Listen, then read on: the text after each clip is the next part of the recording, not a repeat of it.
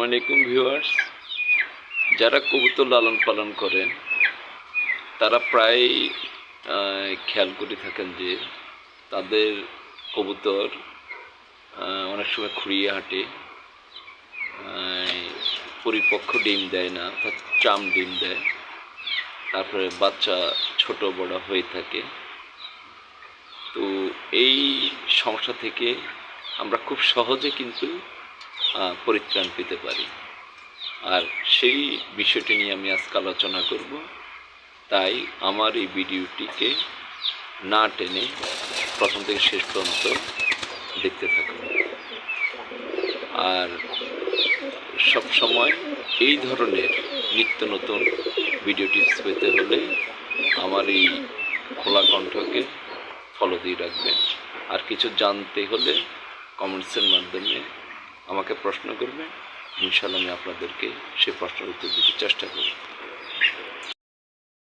আমরা অনেকেই এই বাসায় হাঁসের ডিম অথবা মুরগির ডিম খেয়ে থাকি। খেয়ে এই যে ডিমের খোসাগুলো আমরা কিন্তু ফেলে দিই।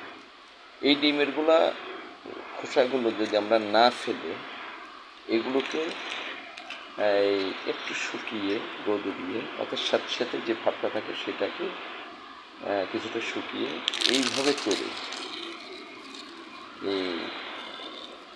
গুঁড়ো করে ফেলতে পারি।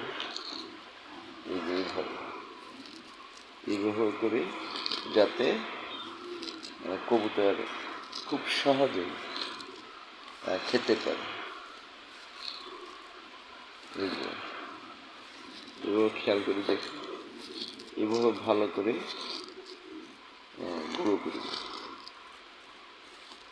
এভাবে ভালো করে গুঁড়ো করে সব ভেঙে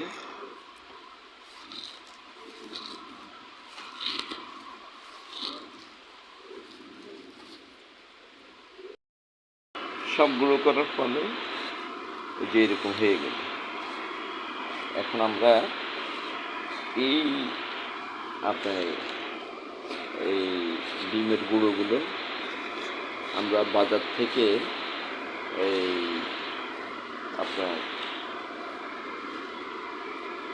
ব্রিক মিল পাওয়া যায়। তো সেই ব্রিক মিলের সাথে আমরা, অর্থাৎ গ্রিট পাওয়া যায়, সেই গ্রিটের সাথে আমরা এই ডিমের খোসাগুলো মিলিয়ে দিতে পারি। এইভাবে করে মিলিয়ে দিলে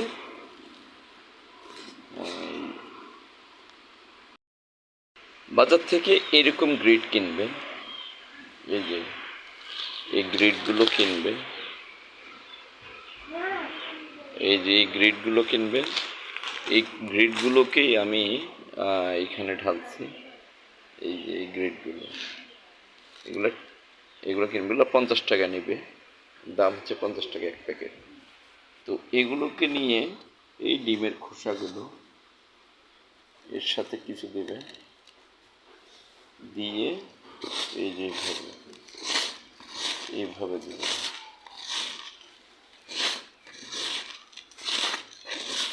এইভাবে ডিমের খোসাগুলো দিবে এর সাথে মিলিয়ে,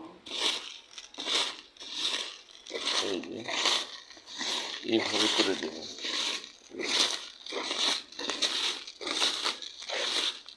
এইভাবে করে দিলে এবার আমরা সেগুলো কবুতরের সামনে দিয়ে দিব। এই যেগুলো মিক্সড করার পরে এটা হয়েছে, সামনে দিলাম। এখন কিন্তু ওরা খাচ্ছে, দেখি কিভাবে খাচ্ছে।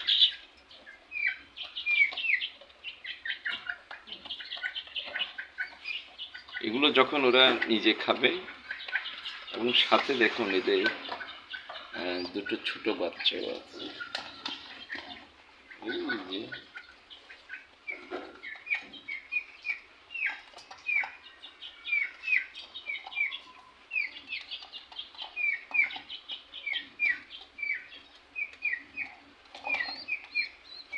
এগুলো তারা তাদের বাচ্চাকে, মা এবং বাবা যখন খাবে, অর্থাৎ মা দিয়ে এবং নর কবুতর খাচ্ছে, ওরা ওদের বাচ্চাকেও পরে খাওয়াবে। আর এতে বাচ্চা রোগ প্রতিরোধ ক্ষমতা যেমন বাড়বে, তেমন ক্যালসিয়ামের যে অভাবটা আছে সেটাই পুরো হয়ে যাবে। তো আজ এই পর্যন্তই।